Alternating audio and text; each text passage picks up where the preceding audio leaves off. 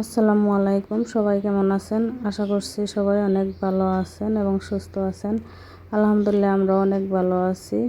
Inaya আমুজ blog থেকে আরও একটা ছোট্ট ব্লগ নিয়ে আপনাদের মাঝে আসলাম। আশা করছি আপনাদের ভালো লাগবে। ভালো লাগলে একটা লাইক দিয়ে পুরো ভিডিওর সাথেই থাকবেন। আর যারা আজকে আমার চ্যানেলে নতুন আছেন তারা প্লিজ সাবস্ক্রাইব করে নতুন বন্ধু হয়ে পাশে থাকবেন। তো এখানে যে সকালের জন্য রান্না বান্না করতেছি, এখানে আমি মাছ দিয়ে ঈদে রান্না করতেছি ধুমরা দিয়ে, আর হচ্ছে পটল ভাজি করে নিলাম। আর এদিকে যে আমার হাঁসগুলো কেউ খাই দিতেছি, ওদেরকে সকালে দিই নাই। সকালে খাবার দিলে দেখা যায় যে খায় না, এক দুইবার খায় আর কি জায়গা। আর এখানে একটা ডিমও পারছিল হাঁসে, ওটা আমি উঠাই নিলাম। আর একটা মুরগির বাচ্চা দেখি মরে রয়েছে, তো মুরগির বাচ্চাগুলো গুটি উঠে আর কি মরতাইছে, জানি না ও কি খাওয়াইলে ভালো হবো। আর এখানে যে আমি এনেকেও খাওয়াইতে দিয়ে আমি খেয়ে নিলাম। আর দেখেন আমি হাত আর কান খালি আছিল, তো ওইগুলো আমি পরে নিলাম, ভালো দেখায় না যার জন্যে। আর কানের ফুলটা আমি হাউস করে কিনছিলাম, ওটা কানে নিতে পারি না, কানে বিষ ধরে, যার জন্য আর কি খুলে রাখছিলাম, তো আবারও আমি নিয়ে নিলাম। তো এখন নিলাম দিনে, রাত্রেবেলা আর কি খুলে রাখছিলাম হাতের চুড়ি দিয়ে। তো আমি অন্য কোনো চুড়ি নিলাম, দেখা যায় আর একটা চুড়ি নিয়েছিলাম, ওটা ভিতরে আর কি পানি ঢুকে, পানি থালা বাসন ধুইতে বা কাপড় ধুইতে, তো যার জন্য ওটা খুলে রাখছি। তো অন্য একটা আমি হাতে দিয়ে নিলাম। আর এখন এই যে আমি রুমটাও গুছাই নিতেছি, ঈদ আসছে যেহেতু বাড়িঘর তো পরিষ্কার করতেই হবে। তো আর রুমটা একটু ভাবলাম যে একটু আলাদাভাবে আমি গুছাই নিই, নতুন করে সাজিয়ে নেই রুমটা। তো যার জন্য যে পালেংটা আমি সরাই নিছি এদিকে। আবার ওই না অনেক টাইম ধরে যে খেলাধুলা করতেছে, ওর ক্ষুদা লাগছে, বললো যে আম খাবে, তো কেউ একটা আম কেটে খাওয়াই দিতেছি। যে আমি একলা একলা খাবার গেলে আর কি নষ্ট করব, তো আমি খাওয়াই দিলাম। আর আটটা দেখেন একলাই খাইতে এসছে, তো ওকে যে খাওয়াইয়া ঘুম পাড়াইয়া আবার আসলাম অনেক টাইম পরে। এখন প্রায় বিকেল হয়ে গেছে। তো বাচ্চা থাকলে দেখা যায় যে তাড়াতাড়ি সব কাম করা যায় না। আর সব খেলনা করে রাখছিল, তো ওটি আমি গোছাই নিলাম। আর ওকে ঘুম পাড়াই আমার মেয়ের রুমে শোয়াই দিছি, যেহেতু এই রুমে পালেংটা আমি যে অন্য পিলে আর কি অল্প বিছে এই পিলে দিলাম ঘুরাইয়া। তো কিছুদিন পর পর আর কি পালেংটা সরাই নিলে আমি একদিকে সরাই একবার, আবার ওইদিকে সরাই দেখা যায় যে ভালো লাগে দেখতে। তো একদিকে থাকলে গেলা দেখতে দেখতে ভালো লাগে না। তো পালেংটা সরাইয়ে যে রুমটা একটু নতুন রূপে সাজাই নিলাম আজকে ঈদ উপলক্ষে।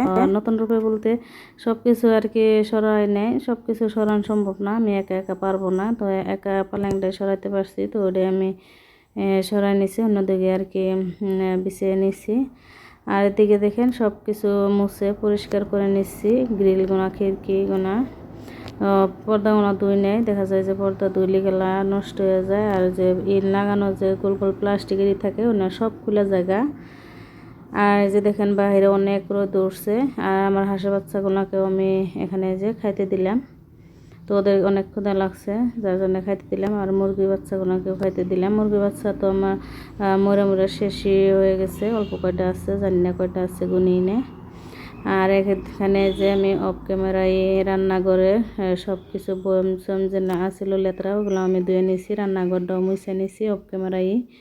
ইনার জন্য আর কি ভিডিও করা হয় নাই।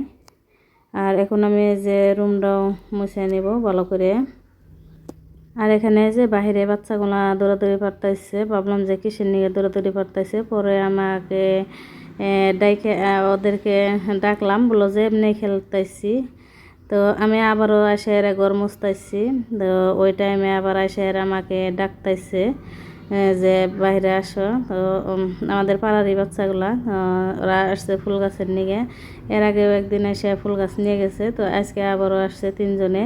তো ওদেরকে যে ফুল গাছ আমি ছিঁড়ে দিতেছি, বলতেছে যে এইগুলো নিব, তো যে দিয়ে দিলাম। আর ভিডিও করা দেখে আমাকে দেখে আর কি দৌড় দিছে।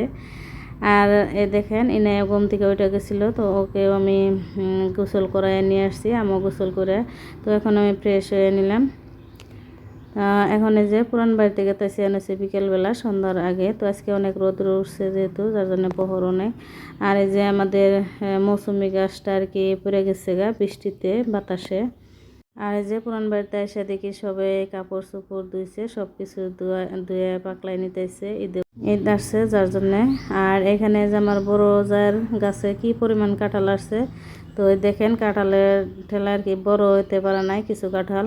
কাঁঠাল নাকবো দেখছেন অবস্থা, কয়টা ধরছে না নি গুনাহেন না তো, গুনারই সুবিধা নাই, কিবা করে গুনবো, হিসাব ছাড়া ধরছে। একটা জোভা মতো 14টা নে, আসুরেত কাঁঠাল ধরছে দেখেন। এসতে যে কয়টা নে 20টার তো কম হবো না বান, এসতে 20টা হবো। 3টে এক জোপা কাঁঠালে, যে একটা জোপাই কিরকম করে কাঁঠাল ধরে দিচ্ছে। তো এই যে দেখেন কি রকম কাঁঠাল ধরছে। তো আমি প্রথম দেখলাম আজকে যে এত কাঁঠাল ধরছে গাছে, তো আমরা আশায় না আসলেও তো আজকে প্রথম দেখলাম। তো আজকের ভিডিওটা এই পর্যন্ত, সবাই ভালো থাকেন, সুস্থ থাকেন, আল্লাহ হাফিজ।